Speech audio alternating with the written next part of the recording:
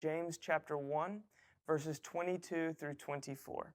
Do not merely listen to the word and so deceive yourselves. Do what it says.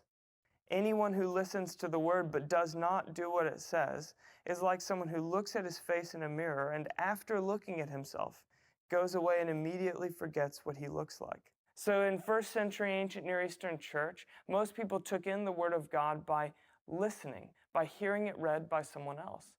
But today, we typically take in the Word of God by reading it personally. A modern day translation of what James is saying might be something like, don't merely read the Word that you might have an intellectual paradigm shift. Read the Word that you might live it in your bones.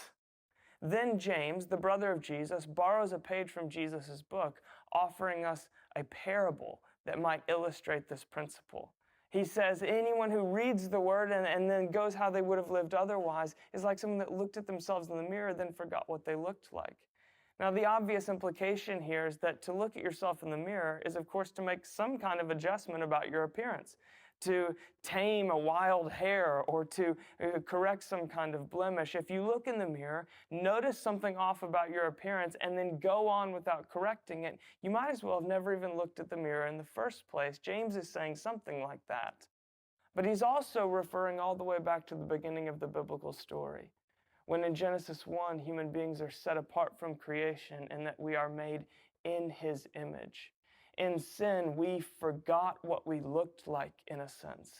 And that's what James is saying, that when we look into the Word and don't merely understand it in our minds, but live it in our lives, we recover our created identity and we discover again the true selves that God made us to be in the first place. So today, may you not only get the Word read, but may you get it